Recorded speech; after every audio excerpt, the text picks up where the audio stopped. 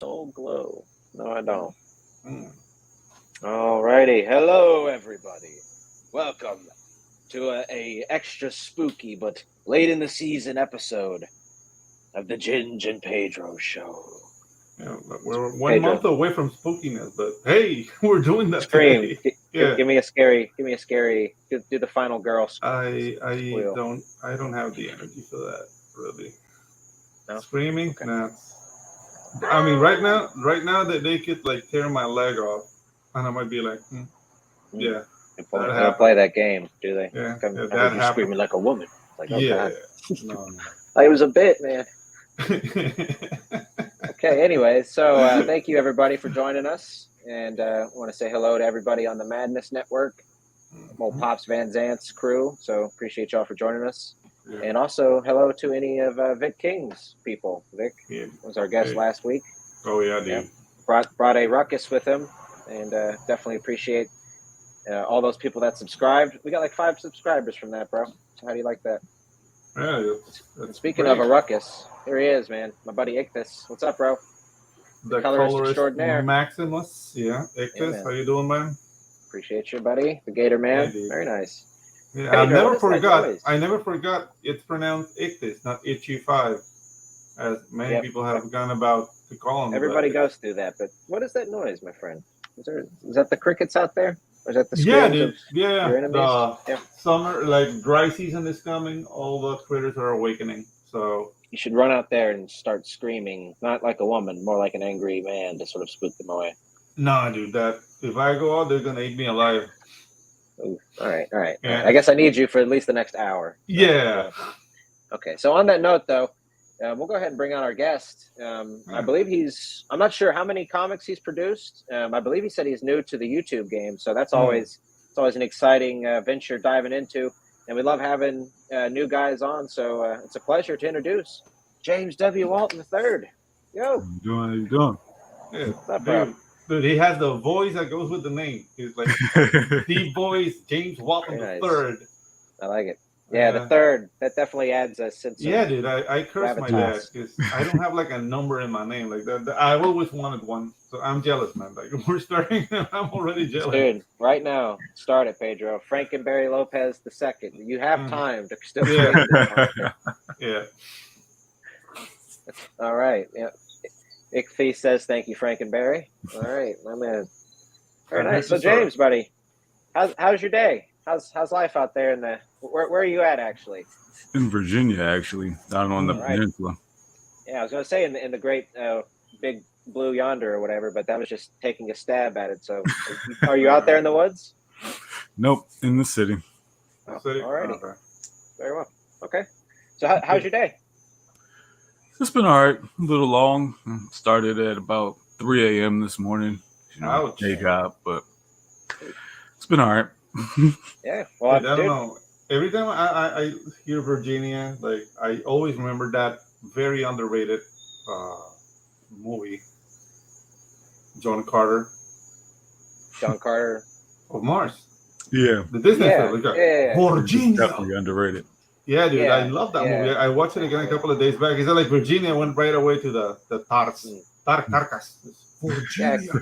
I actually worked at a movie theater when that movie came out, and we got it. Yeah, it's definitely underrated, and I'm kind of surprised Disney didn't go through with it. They were kicking off like Pirates. Pirates was still at its peak. No, the thing is, probably underperformed. It was bad marketing. Like nobody knew what it was. Nobody knew the movie was coming. Like, dude, John Carter, Deja Torres has like such a rich history in comic books, but it's kind of smutty. So maybe they didn't know how to market. Like, okay, this is the source material. Oh, titties. Like maybe that was the problem. So, but whatever. We're not here to talk about that. I mean, that's true. Although, okay. Anyways, boobies are always a fun conversation. Yeah, definitely. All right. Well, I'll take it. Very nice. Okay, so James, buddy, are you? So I know you're a writer, but are you an artist as well? Where do you where do your skill sets lie? So mostly writing. I can't draw a lick. I got a little graphic design in there, but okay, very nice. I'm not confident enough in my graphic design to really say, yeah, I'm a graphic designer. Yeah. I'm kind of there with you, really. It's I'd say I'm a better graphic designer than a artist, but I really don't know that much about graphic design, like barely any, honestly. Like I'm just starting, like a couple months in, so. But it is fun. Just sort of doodling. All right, very nice. So, but you're a writer mainly. Is this your first comic book, or do you tell us about it? So, ironically, it's actually technically my second, but it'll come out before the first one. That happens. All right. That happens. The first one is a smaller piece, about 10 pages, and Fugitive Poems Containment Breach 3, which I believe that's going to Kickstarter in February. If I'm wrong, don't try me later. But I think it's going in February, whereas, Stagnant Waters is going in January. So, ironically, second piece will come out after. All right. Come out after. So, am I to assume that your first piece was part of an anthology? Yeah. That's completely understand. It's always like a gathering of the minds, which sounds great until the minds gather. Like, that's the pain in the ass. I was actually worried about that at first, but then once we got started, it was probably the smoothest experience I've ever had doing anything. Very cool. I can't say that. I had the fortune of working with people that were easy to work with. It could have gone horribly wrong. Could you tell us a little bit about what that piece you've got coming out without spoiling it or anything, obviously? Yeah, so that is, how best to describe it? You can call it a psychological thriller about this guy who has an encounter with monsters that you wouldn't think are the monsters when you first see them. And then as the story progresses, you realize, oh God, they're terrible. All right. I like it. You're just a big fan of marriage. Oh God. Oh no. She's turning around and she's twice as ugly, Pedro. Was that what happened? Yeah, exactly. It's like, the beer's wearing off. More booze. Okay, no, I'm gonna stop. Okay, I like it though. I like a sort of a so it kind of sounds like just they degrade over time, and by the end, it's they really are monsters. It's always a fun reveal. Oh, awesome, dude! Awesome. Very nice. Okay, so cool. Am I to assume it's a horror story, or it ended up being that. Okay. But you don't focus like you're a horror writer, like you write different genres, right? Yeah, mostly because my passion is sci-fi, so that's really my go-to. Oh boy! But after writing that, I actually want to dip into horror more because that was fun. Yeah. Oh yeah. So when did you start? Like, what tickled your fancy to say, like, hey, I want to become a writer? Like, at what point in your life you said, like, okay, I'm James Walton III, and I'm a writer? Man, that was, I can't even remember a time where I didn't want to be a writer. I was 5, 6, 7, getting the notebook paper, writing stories. My mom actually always brings up one of the first stories I wrote. I did not have a good grasp of English, apparently. So the story starts, and soonly, it was supposed to be like, and suddenly this thing happens, but it starts, and soonly. So now, 35 now, and still I get, and soonly. They've just invented a new word, though. I understand soonly. Like it happens soon, and you don't expect it. So it's like a really fast surprise. Soonly, right? Masterful writing way back. You sir are a wordsmith. Yeah, I like to think so.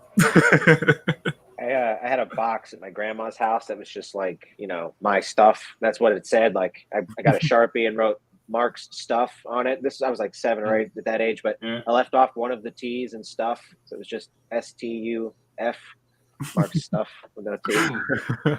We just left it like that, for years. They were charging you by the letter, man. That's dude, like a telegram. I just forgot about that extra T. Sometimes you don't think about it. Okay, so James, So at what point did you, actually sort of dive into writing, or what age were you like, this is what I want to do now? So you were a writer growing up. It's always been a passion of yours. When did you first take a stab at it? My first real stab was when I was about, Lord, how old was I? Maybe 14 or 15. I started really taking classes specifically for writing. That's actually about the time that I came up with Stagnant Waters, which was actually very different then. It was going to be a novel. And at the time I was reading a lot of Tolkien. So I was like, yeah, I'm going to create a whole universe and do what I do. And my teacher at the time was telling me that I had a great grasp of dialogue. He was like, that's rare, especially given you're so young. Usually young people write young sounding people. But when you're writing it, it comes off, I believe all of these characters are who they are, which after he told me that kind of took me into screenwriting. I started taking classes for that, and nothing really came from it. But I just never stopped writing. There's always the excuse I'm scared to actually get out there and submit something to someone. So I've got a whole bunch of, I'm writing this and I'm going to keep writing it and it's not ready yet. Which is how the original Stagnant Waters, when I ended up with 10 chapters and I just never did anything with it. In about 2012, Marvel released Secret Wars 2. And I was just like, okay, these guys are recreating for the umpteenth time this entire universe. I've got a whole universe sitting in the back of my head and in documents on my computer. I can do this too. And I love comics, so I would rather write a comic than a novel because I want people to see what I'm talking about. I can describe it all day, but a comic is just so much better. Yeah, you just answered my next question. Like I was gonna say, like, why comics? And yeah, that makes perfect sense. Like, I don't know, like I don't mind beating up Marvel or DC because I don't live in the U.S. Like if they want to beat my ass, they have to travel cover several countries to come get me. Hire some sicarios to come take you out. Yeah, dude. And then I in Panama, I know them all. It's a call service. But the things like after a fashion, like I love Spider-Man, but I'm kind of tired of Spider-Man stories. Like the really, really good ones are in the past. Like what's coming up now is just like, okay, it's Spider-Man. I'm really more interested in new stories. Tell me new things. They don't have to be capes. I mean, I love Cape Crusaders and superheroes. But dude, I just diving into indie comics, like dude, it's a medium that can carry any kind of story. And the mention the fact that you mentioned you were a Tolkien reader. Did you went Tolkien crazy when you read them? Yeah. That happened to me with Tolkien and Dune. Like I went, like dude, I lost a girlfriend because of Dune. Because I went nuts. Because I read like the 6 books in the span of like 4 months. I was like, I thought I had the wording way. Like it was ridiculous. And I mean, books like that do it. Like I don't know. Are you like a big sci-fi fan or fantasy fan? Like books. Like what kind of books inspire you? Definitely. Honestly, I couldn't even name a book. There's more than I can think of, but my go-to has always been Tolkien, which is weird because he's fantasy, but I like sci-fi more. But it's something about Tolkien that world building is just amazing to me. It's always been something I've loved about writing in general. It's being able to build something that seems real, even though it's dragons and people from the sky. So let me ask you, what type of sci-fi do you like? Is it is there like the grittier? Because you kind of got like your Star Wars, which older, original George Lucas stuff, that was grittier. There's even grittier in like the Warhammer 40K, that neck of the woods. But Then you've got Star Trek, which, you know, maybe the Borgs are kind of gritty, but it's mostly, you know, cleaner, a different vibe, right? Space opera. Yeah, space opera. Yeah, I'm kind of all over the board because you know, most folks are like, it's either Star Wars or Star Trek, and I'm like, why not both? Yeah, exactly. Why not both? Right. And the thing is that a lot of people look like Star Wars and Star Trek, like they're the go-tos. But dude, I really enjoyed The Expanse, for example. Yes, I love The Expanse. That Thomas series Jane's was thing. amazing. Yeah, that series was amazing, and up to me, it was greater than Star Wars because they were trying to, like, as much as they could within the narrative, base it off of science. So the acceleration, how the weapons were designed to fight in space, like everything was very well thought of. And dude, like I enjoyed it thoroughly. Yeah, that I'm actually sad that it's gone. Yeah, exactly. I could have watched 11 more seasons of that. Yeah, been okay. They could just Very did nice. the same story again, kind of like how Walking Dead did the same story for 11 seasons. I could do that. That's fine. Yeah, Give me more Expanse. Very nice.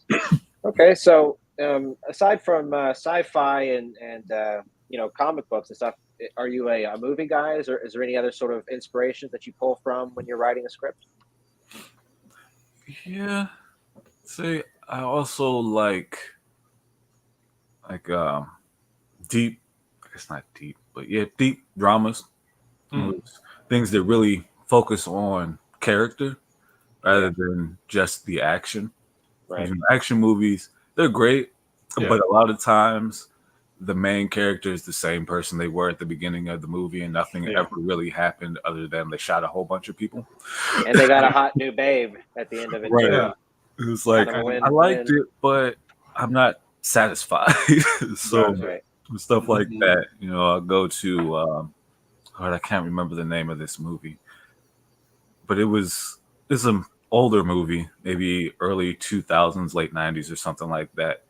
And it's just about this guy and his son building a house on like the face of this cliff. And it was one of the best movies I had ever seen because within the first 5 minutes, I was in love with these characters and I needed to know what was going to happen to them next. And by the end, they had gone through so much growth that it almost inspired me to try to do the same thing with my dad, kind of build that kind of a relationship with him. Very nice, man. Yeah, cool. I like movies that do both. Like, for example, like A History of Violence with Viggo Mortensen. Yeah, actually. I mean, that was a graphic novel first, but I have to admit, I watched the movie before, then I got the graphic novel. But yeah, like that there's that evolution of the character, like the backstory, like he's repentant. But I love the end of that movie, and I don't know if somebody haven't seen it, like it's really old, so. On a spoiler alert there, Frank Perry. Yeah, miss me with that spoiler alert. Okay. Dude, like how he looks at her wife at the end of the movie is like our relationship is not going to be the same because now she knows he's a killer. That little exchange, no words, just the acting.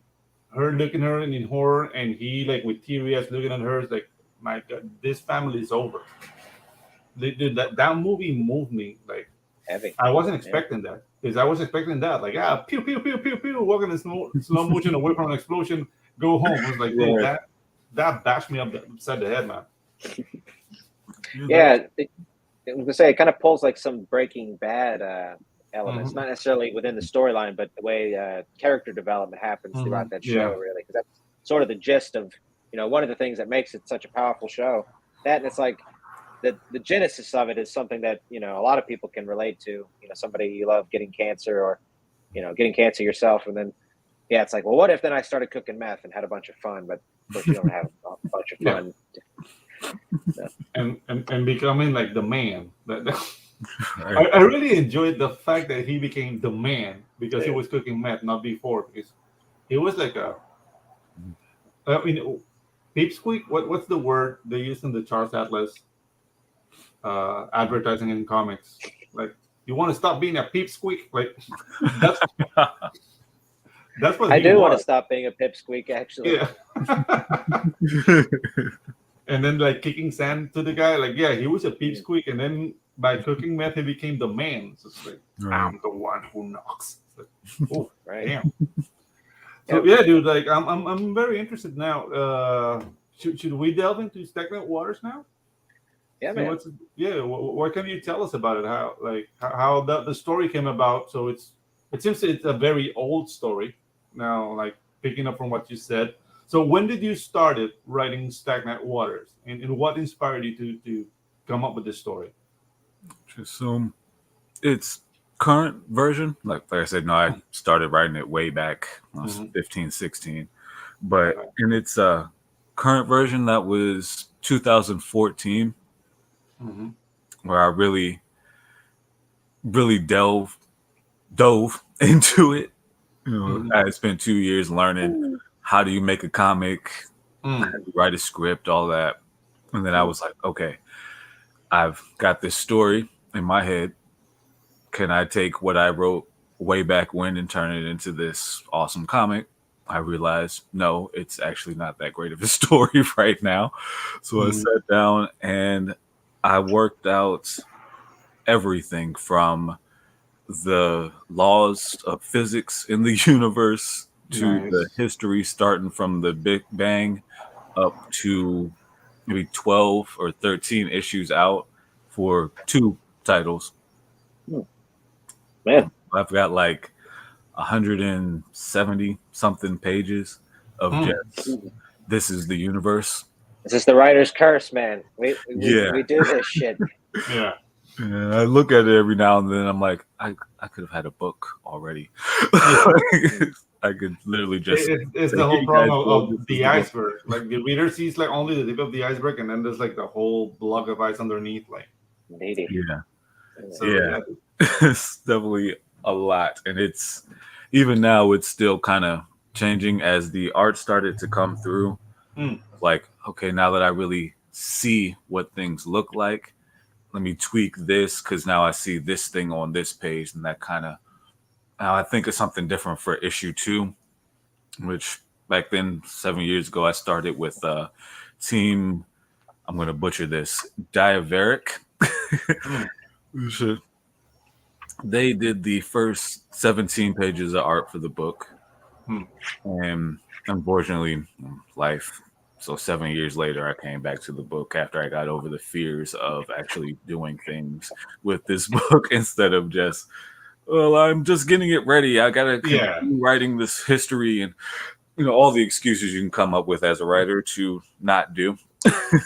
But the thing is, like sometimes that becomes like a blanket because it feels good to tell people you're working on something. And it's like, well, it's not ready yet. But yeah, after a while, like that blanket like starts getting like fleas and smelling a bit. So you have to put things out. Yeah. Definitely. That is definitely something I learned in the last maybe 6 months. And I was just like, okay, it's time to do this thing. Yeah, man. I reached out to the original team. Unfortunately, they weren't able to pick up to finish off the last pages. They kind of blew up in the last 7 years, so now they just have too much going on to do it. But really, very nice though. I linked up with a guy named Dave. Call him Spider Dave. He's pretty awesome. He's going to finish out the last 11 pages. He's actually working on them now. Cool. So how many pages is the book? 28. 28. Awesome. Very nice. Shooting for more, but after I got to page 28, I was like, well, it's actually done. I don't need to go any further. This is a good point to stop. If I keep going, then I'm going to have to keep going to make exactly 4 pages make sense. Right. After page 198, like, okay, we should stop now. So yeah, definitely knowing when to edit yourself and when to hold back and best deliver what needs to be delivered. Like, honestly, editing I think scares some people, but for me, it's I just am thankful I haven't really felt that much. I had to delete like 10 pages a couple weeks ago. And it wasn't too bad, honestly, because I was able to quickly reshape it all and get it in a better version, that I'm now happy with. So, there you go. It's definitely hard even the first few pages that I had, I actually ended up going in and rearranging them, and I pulled a page out, and it hurt my soul to pull that page out. It's like it was the original first page. Oh. This was the very first page I ever had drawn. It's the first page that starts the story. It sets the tone for the story, and then I realized I don't need this page. It's not working. Oh. Yeah. When I moved everything around, it actually became a better story than what I had. That's the thing. Like, I don't know. Like as an artist, like I'm on the other side of the fence. Like I have no problem doing that. It's like it's not working. See ya. But yeah, like I don't know. Maybe it's the training I've got. Like I see myself more like a journeyman. Like I'm a carpenter or a plumber. Like I draw. I enjoy drawing, but I don't get like enamored and sip a latte and wear a scarf. Like, I can't do that. You do have that hat. You do got that little hat, buddy. Oh yeah, but that's just to get the ladies. It's a hat you could wear a scarf with and ride in like one of those 1960s convertibles. And I have a golfer hat. And I have done that, sir, my good sir. Man. Hats off to you. Okay, so James, bro, tell us about Stagnant Waters. And what's the pitch? What's the story? Hit me with it. So this main title here, I guess you call it the title series, is about two young men who literally discover they hold the keys to either the salvation or the doom of the entire universe. As they're kind of growing into their destiny, they'll come across some hidden histories of the Earth as well as the universe at large, and it'll kind of shape the decisions that they make moving forward and determine the final fate of the universe, really. Which is pretty big, but it'll all come together. And it's going to be awesome. Yeah, it gave me what you were saying. Gave me an Incal vibe all of a sudden. I don't know, like that. I don't know if you read that Jodorowsky book, the Incal. No, it's one of them funny Panamanian books. You guys? No, dude. The Incal has been, and I mean, actually, it's a good thing that you haven't read it because the Incal is one of the most plagiarized books ever. Because it's like the whole, like, it's this guy that finds this little thing, and that thing is like the engine of the universe, and it melts with him. And dude, it's insane. But the thing is, like, as you read the Incal, you'll see like, oh, Star Wars, oh, aliens, oh, it's incredible. It's an incredible. Very cool. Yeah. Yeah. Okay. I mean, it was drawn by Mobius, so. Yeah. Very nice. Okay. So, James, tell us about your main characters, the two brothers here. Is this these the gentlemen here? That's them. So, on the left, that's Ian Lucas. He's overly introverted kid, college kid. So I guess, I don't know, I'm old. I guess college kids aren't really kids; they're adults. But no, they're kids. You damn adults, right? He's a marketing student that really does not want what's coming at all. He would have, if he had a choice, he would not choose this ever in a million years for any reason ever at all. And then you've got Quentin Malcolm's there on the right, who would choose this very much so. He's got the biggest ego in the universe, and some of it is deserved. You know, when you're one of the smartest people in the world, it comes with the territory. You get to toot your horn a little bit, but he's definitely over the top with it at times. And you'll get to see in the book, how they deal with these things differently. And really, once we get in deeper, I'm more excited to get past issue 1 for Quentin, because the things that he'll go through and the way that he'll deal with them are kind of the way I wish I was in some cases. That overconfidence and just I don't care what anyone says. I'm the best thing in the world, and this is what I'm going to do, and you're going to like it. So are these? There's something wrong with it. Are these two characters? Are they inspired by you? Do you have a brother? Or do you have two sons, or is it just a composite? Or how'd you come up with these guys? So when I originally came up with them, I was thinking, what's the most unheroic hero you can have? And it kind of, immediately when I was first thinking of it, it kind of came off as, well, that's actually most heroes. Most heroes don't want to be heroes. That's what makes them great heroes. Right. But it was like, right, they have the reluctance. I was like, well, what if you take it further and this hero literally does not want any part of this at all? How does he deal with that? And how does he deal with the guilt of not wanting any part of this at all? And then for Quentin, it was, what if the villain is way more important than the hero? And I was like, well, if he's going to be more important, he should think he's more important. And I just took that to the extreme. All right. Makes sense, honestly. I just watched American Psycho, like right before this, the Christian Bale movie. And that's a great example of a guy who thought he was better than everybody else and kind of behaved that way to the most extreme degree possible, that he didn't have any respect for human life, right? Great movie. Yeah, definitely. Definitely one of the classics. Absolutely. So I got a question for you, hopefully without spoiling any of the book or too much. When they get the powers, how do they sort of understand the burden, of now they have this mission now? How does that happen? So for Ian, that'll actually happen in issue 1. He's going to, how do I put it without spoiling it? Sorry. I mean, you can tell. No, you don't have to at all. Yeah, you don't have to talk. You just say, like, guys, shut up. You can do that. Interesting, So I do want to tell it. I just don't want to tell it in a way that makes it go, oh, yeah, I know about this when you read it.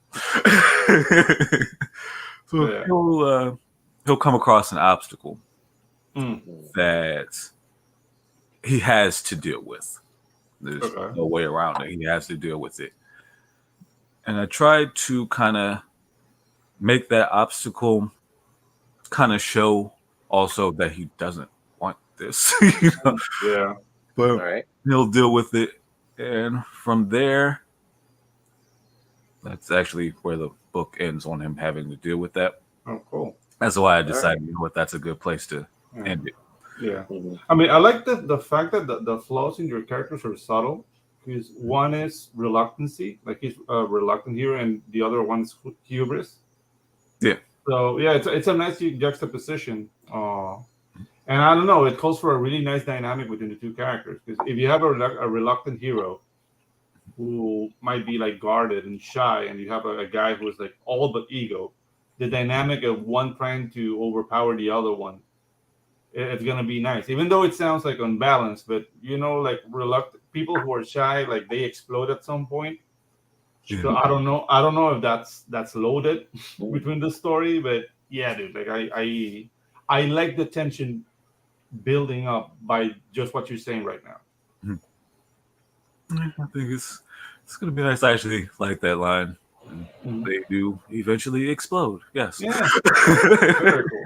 Yeah, I mean, it's kind of oil and water a little bit there. I mean, it's going to come to heads at some point. Enjoy writing their dynamic, especially as at the start their paths kind of diverge a little bit, but when they come back together, I'm going to love writing that part. All right. So who's the babe here? Jumping up. That is Nicole Nathan, Ian's best friend. They've been friends since way back in diaper days. She is essentially his confidence. She's the person who makes him do things he doesn't want to do. And in the first issue, what actually causes him to be involved in any of this is she made him go to a party he didn't want to go to. You know, like I think it's page 2 when you're first introduced to Ian. He's at this party, but he's sitting on the couch by himself watching the news, and she has to come collect him from the couch, which is basically their dynamic. Get up and come on and be alive. Right. Okay. Very nice. Let's see here. Got any other characters? What is this Cosmic Awareness? What is this? That is the newsletter. It's pretty much for indie comics altogether. It's obviously, you know, it's our newsletter, so it's going to be focused on Stagnant Waters and things going on with Stagnant Waters. But I also want to give a voice to other indie creators. You know, I've learned it's a pretty small community. There's a ton of us, but it's small. It's tight knit. Yeah. So everyone should have a way to reach more people. And, you know, I might have some people following me that aren't following you. So let me send something out to them and let them know about you. Very cool. Absolutely. Yeah. Right on. I like it. And I actually signed up for that. So, boom. Awesome. Thanks. Thank you, buddy. My pleasure. That's been slow moving. Yeah, it's just a matter of getting the word out, man. Like, this is a marathon, not a sprint. Definitely so. Okay, so let me ask you this. Actually, we should flip over to some pages, but as I do, let me ask you, what is the sort of, where do we start to lean more into the sci-fi elements of it? I'm about to pull up some pages here, but some of that stuff looks kind of modern era. So what year are we in, actually? It is actually modern for Earth. It's the now. But what's happening here is the shift from the information age, which we're currently in, and to what I'm calling the cosmic renaissance, where the Earth steps out onto the universal stage and really becomes a part of a much wider community than anyone could ever imagine. Stretches beyond just our galaxy. Very nice. Okay. So these guys are kind of the ambassadors for that, in a sense. Yeah. They'll learn they're actually a little bit late to the game. But all right. I like it. Okay. So tell us about this cover here. This is the main cover, right? That's actually going to be cover B. The main cover was by Sean Tolleson. This one is by Erwin Rozo. I hope I said his name right. But I didn't have a name for the cover. I just kind of was like, hey man, I need a cover from you. Your art's awesome. I have no clue what this cover needs to be. And he was like, well, who are the characters? Show me some pages. I showed him some pages and he gave me this. And I was like, man, that looks like a movie poster. So I showed the cinematic cover and it's awesome. I just like staring at it. Dude. Great cover. Yeah, it looks like a movie poster. Yeah. I can see that in theaters near you. Stagnant Water. Definitely like it. It's got Ian up there, Quinn up there, and the ship down there that's called the Jolune. You'll meet that in the book. Okay. You won't learn too much about it in issue 1, but as things go on, it's pretty awesome ship. If you like Doctor Who, this ship is for you. All right. I don't know, like a ship with a name, does it have a personality or that's spoilery? It's definitely got a personality. Oh, nice. Very cool. All right. Let me pull up another actual page here. Actually, let me show the main cover, and then we'll start getting into the meat and potatoes. Meat and titties. Yeah, meat and titties, buddy. Yeah. Okay. All right. So here's cover A. Yep, that is the Falling cover by Sean Tolleson. It was kind of the same situation. I just reached out to him because I saw some other art he did. I was just like, man, can you do a cover for me? And he was like, yes, I absolutely can. That's exactly the kind of stuff I want to do. I was great. I don't know what I want on here. I just know I want the ship and I want the main hero. And he was like, okay, well, what we'll do, it's in DC. I'll throw monument back there, and oh, look at this page. That's going to be the cover. I was like, awesome. That sounds great. And he gave me this, and I love it. So where do you find your artists at usually? Like where are you looking for talent, quote unquote? Facebook. Very much talent, but Facebook. Okay. I've got a group that I've been in since I started figuring out how to make comics, and everyone I've worked with I found them there. Very nice. Hey, I like it. Yeah, it's a pretty awesome group. You don't have to worry about coming across thieves as they vet everyone. Oh yeah, dude. Oh, that's a big one. Yeah. Yeah. I'm a pretty naive guy mostly. Like I don't think about that type of thing a lot, but it's sort of been coming to my mind here and there. I've been having like just random ideas for story ideas, but it's like there's people out there that will take your shit if you let them. Yeah. I didn't really even think about it either until I would see posts in the group where they would be like, yeah, we remove people who steal stuff. I'm like, yeah, people do steal stuff. Thanks. Stealing concepts, don't pay for services. Like, there's horror stories. So, okay, so here's a page. Cross any of that. All right, James. What do we got here, bro? So that is the first appearance of the Joe Loom. Oh man, that's where things really kind of shift from. Page 1 you get some sci-fi, but that's where things really shift into the more sci-fi side of things. That's where they really. That's where their destiny hits them. Smacks them in the face. Bow. Here it is. Things are going to change now, and nothing's ever going to be the same after this moment. Hey, dude, that's not a Miata, dude. Yeah. You get like something like that. Like, yeah, okay, it's over. Right. So, how do you do your scripting process? Are you like highly descriptive, or do you sort of just give a general idea and let your artists play, or have you found a sweet spot? It's a little bit of both. It kind of depends on what I need in the panel, but generally I probably lean more to here's what I need, now do what you do, because you're the artist. You can see it better than I can describe it, which has worked out really well, especially with these last 11 pages that are coming up. I wrote the script one way, and Dave took the script, and I was like, hey, Dave, if you see anything better than what I wrote, just do it. You don't even have to ask me. Just go ahead and do it. And he showed me the thumbnails for what he did, and he had changed a few things around, but in his changes, it just created a better story than what I had written. So I'm like, yeah, you gotta trust your artists, because they're the artists for a reason. Yeah. Absolutely, can't argue with that. That is that letting go and just waiting for it to come back. That is literally part of the fun of getting into comics, the collaborative process. Definitely. Okay, buddy. So what are we looking at here? I see some sort of an alien hoobajube almost. So that is actually inside the Joe Loom. We've got a POV shot from Ian's perspective here.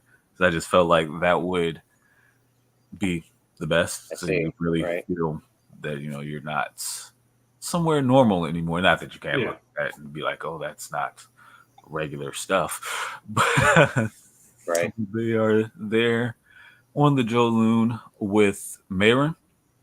It's the shadowed up alien guy there. We'll learn more about him as things go on. We'll learn he actually has a connection to Quentin. He's got on the table there. And that first panel, Marin is questioning who the bystander is, Ian, who actually wasn't supposed to be there. He was not supposed to be involved in this at all. But now he is. He has no choice but to live with it. All right. Well, yep. That's a bitch sometimes. Yeah. Okay. So, are they? Is this where he's sort of getting his powers, or is that too much to reveal? Or I mean, is he even awake here at this moment, or is he? That's the moment. But the getting of powers wasn't on purpose there. He's actually doing something different there, and we'll find out what that is as we go through the story. We won't find out in issue 1 because I didn't want to reveal that too soon because it plays into the larger things that are actually going on and why Mayron is even there. Gotcha. Okay. I sincerely hope it's not probing. Yeah, it's not. But I actually wanted them to draw the machine like that. I was like, like there's the possibility of proving, but you never know what's gonna happen. What are all these things hanging off of here? Who knows? Very cool. Very cool. I imagine aliens get a kick out of the fact that we think that they just stick stuff up everybody's asses. Like, exactly. They gotta sort of think that's ridiculous. But James, do you don't know if out there we're known as the ass planet? Oh God, we're the laughing stock of the galaxy. Yeah, exactly. Hey, let's go to the ass planet. It's like a ticket to Disneyland. Like, we're going to ass planet. They seem to enjoy it, so let's go there. Yeah. Oh man. I feel like subconscious now out here in the universe. Yeah. I actually wouldn't be surprised if that's the case, though. Dude. Yeah, exactly. Okay, let me grab another page here. All right. Enough butt play, gentlemen. Yeah. Back to business. Thank you for putting a stop on it, man. I'll do it again. Okay, so there was another really cool. Oh, here we go. Mm-hmm. All right, hold up. Yeah, man. Oh, We're taking off here. Love the colors. Yeah. I mean, the choice of colors is very, very interesting. Like the vibrant purple in the sky, it just gives me like an eerie vibe. I don't know if it's conscious, getting that color, but yeah, dude. Did you describe the color on the page, or was this your colorist just having fun? Or just the colorist having fun. Oh, all right. Nice. Looks awesome. Mm-hmm. So has your team worked together before, or is this a brand new team you fully assembled here? Brand new. All right. It's brand new, Awesome.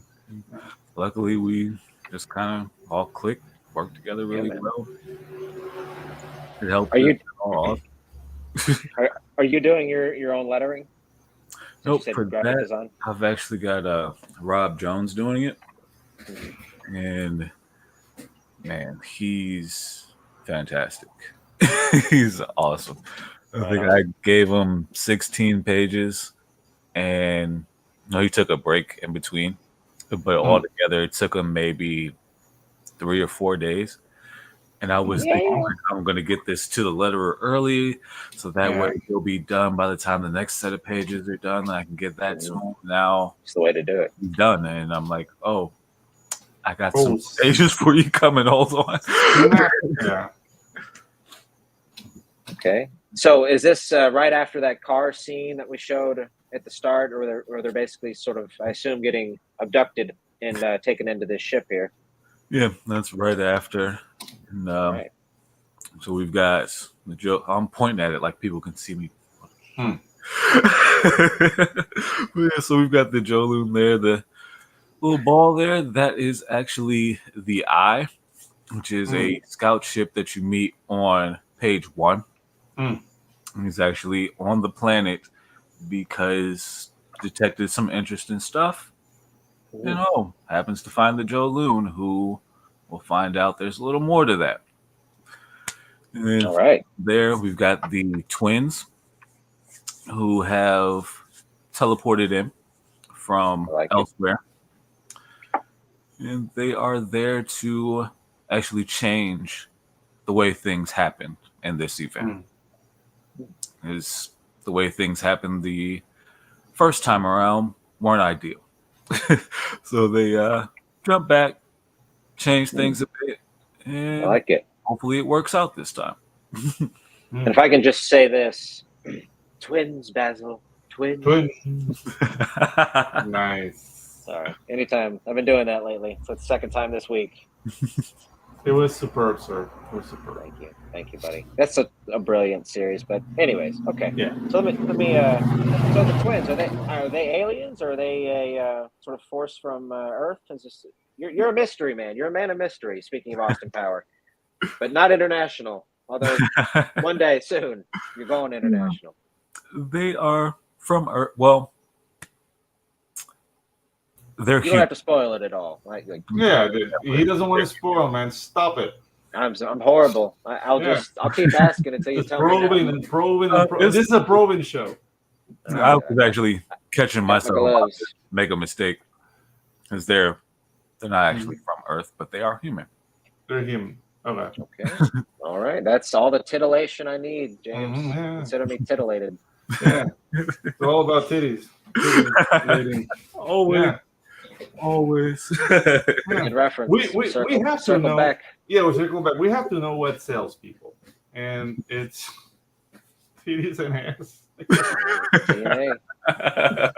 Oh my god, we're trying to make like an elevated show here. We tried that for a good while, buddy. I think we're failing, James.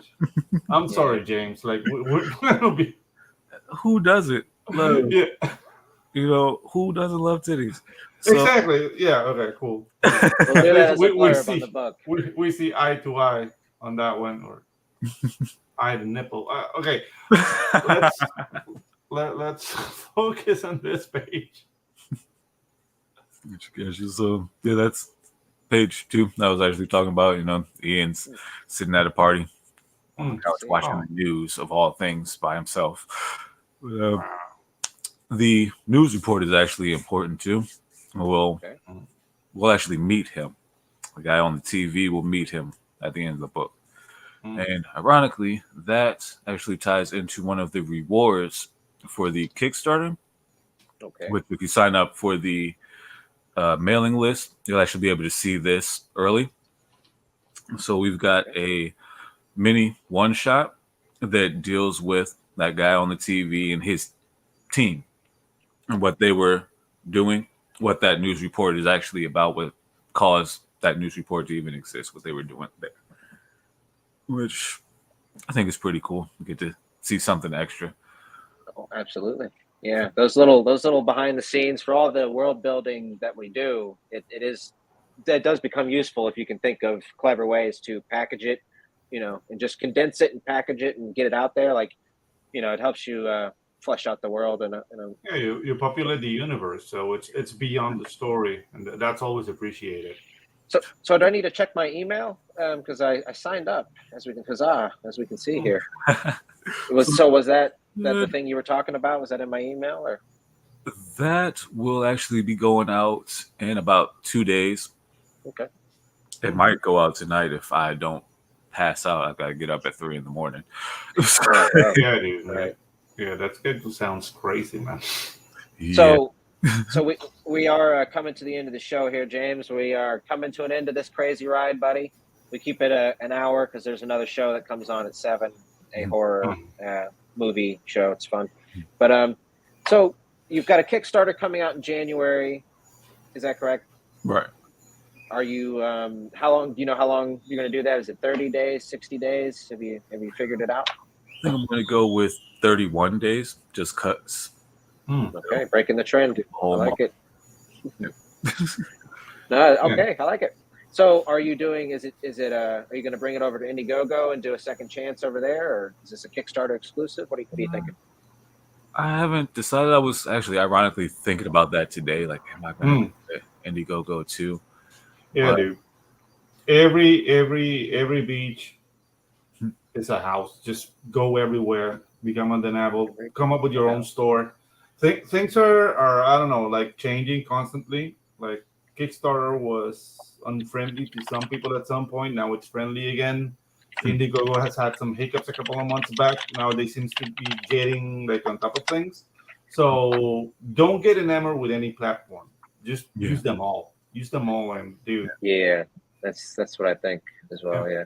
Yeah, because really it's just about. I think even me starting out, I didn't think broader in a sense of like, trying to take stuff to bookstores, which sounds like a big task. I'm sure it is, but even just moving things to Amazon, outside of, Kickstarters, like if you just like we do Kickstarter and like exclusive covers seems to be what a lot of people do actually, for like an Indiegogo exclusive or a Kickstarter exclusive. Sort of helps the collectability, and then maybe like a mass market regular cover. But okay, so James, we've got this newsletter here on your website, which I'm pretty sure the majority of your links in the description for all the viewers out there. Definitely, we want to sign up on the Stagnant Waters website. Is there anywhere else? You've got a Twitter. Do you have a YouTube channel, or do you have anything coming up you want to pimp out here? Yeah, so you can always follow me on Twitter at James W. the Writer. You can also follow my publishing company, A Gift Tomorrow Publishing, which I think the Twitter for that. Lord, I have that in the description as well, but I can drop that. And, we've also got a Facebook page, which is The Gift Tomorrow Publishing. Find that on Facebook. And the YouTube is A Gift Tomorrow Publishing as well. You can actually see the first trailer there for the book as well. I'm actually working on the second trailer now, just because I just want to do another trailer. I don't really need to. I just want to, which I think the second trailer is going to be what I actually put on the Kickstarter page, make an extended version of it. There put you that go. on the page. Because I've noticed all the best Kickstarters have a video. So, Yeah, it helps. It makes it exciting for sure. That's how Pedro and I met. He's a trailer man. So yeah. I mean, I'm not a trailer man. Like I live in a house. No, okay. But he makes trailers. Lives in a house. Yeah. But yeah, I'm an animator by trade, so that's how I support the community. Like I make trailers for indie campaigns at affordable prices. Because that's the thing. Like some people want to make videos, they want to go get past after a certain level, it becomes pricey. So I'm trying to make that bridge so people can have access to like good animation and don't lose the house or sell a child. Yeah. Issue I ran into, so I went and learned how to do it myself. Yeah, exactly. I mean, that's the whole thing. That the DIY. That's do it yourself. Yeah, DIY. The DIY element of being part of this community is amazing, because some people like, hey, I want to try animation, and they didn't know they could do it, and they're doing it. Oh, yeah. And dude, it's awesome, man. Like this, out of necessity, a world of possibilities open, man. Yeah. No, that said, my next trailer, I'm probably just gonna get someone to make it. Next Kickstarter, I'll probably do that. But for this one, I've thrown so much money at getting everything ready to go. Right. Like I can't spend it. Oh yeah, dude. No, you can't look at it that way, because then you'll see it as the money sink it is. I mean, we gotta do it because we love it. I mean, if we get the money back, awesome. If we make money, triple awesome. But dude, we do it. Yeah, I'm definitely just. Please let me just make enough so I can make the next issue, please. Yes, that's the spirit, man. No, So- man, keep making the rounds. Contact different shows, make the rounds, make yourself present in YouTube. Start doing YouTube yourself, dude. It's a slow process, but dude, this community backs. If you come out good, I mean, you have good energy. The book looks good. Just be yourself, man. Yeah.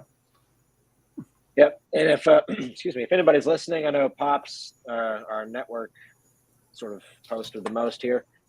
He runs a comic book. Excuse me, let me clear. What happened? Sorry, I had to clear my throat. But I know Pops runs a comic book promo circuit, really. So if you'd be interested, James, whenever you're getting ready to launch the book, buddy, we can definitely get you plugged in, and you'll be doing a lot more of this type thing, which is just fun, really. And then you get to make new friends. That's Pops popping in. There you go. But okay, yeah, man. So all right, James, I'm gonna bump you to the back real quick, bro. Thank you so much for joining us. Thank you so much, man. It's a pleasure. The book looks awesome, and I'm very intrigued with the story. So I'm back in this. Awesome. Nice. Quick question, real quick. Well, I tried to fit it into a joke earlier. I was going to try to somehow have you always had such a rocking voice? Is it just, are you born with it or what? Yes. Have you tried radio? No, that was actually one of my goals when I was younger, but I never did it because radio's dying. Apparently, Yeah, that's what they told me back then. Then podcasts exist, so Yeah, exactly. the radio didn't die, and I missed my shot. But yeah, voice has always been like this. Way back when I was 7, my aunt used to laugh at me because I had the deepest 7-year-old voice of all the people in the world. Nice. Yeah, that's a story right there. That's like dude. just a cheesy movie, really.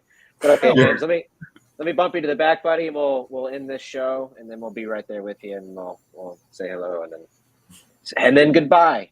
Say goodbye. Yeah. Say hello, and then we'll say goodbye. And all right, everybody. Thank you all for watching. I believe I numbered this wrong. It was either 56 or 57, but either way, James Walton, everybody. The third, of course. Thank you, buddy, for joining us. Never forget that. Yeah, quickly, just before we boogie, Pedro and I, we got this bad boy coming to, what is it, Kickstarter. Kickstarter, month, baby. guys. Yeah, next month. This is the second chance printing of this. Art T. Bear, exclusive cover, X-Men Legend, Cable, Black and White. What else has he got? Chrono Mechanic. Lots of great stuff. This will be your last chance to get this exclusive Art T. Bear cover. I only have 2. Pedro only has 2. Yeah. So we'll get a few more from this next printing, but they're going to be gone after that. That's going to be it. It kind of feels electric in your hand a little bit. Like it looks great, but that feeling, it's like ooh. Come on. Yeah.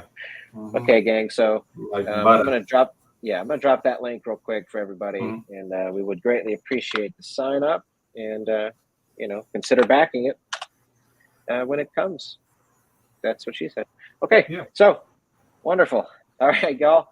We got Mike Baron of Punisher. Fame, coming next week. So that'll be fun. And Ali Sanguis right after that. But until next week, everybody, thank you for watching the Ginge Pedro Show. And stay tight, people.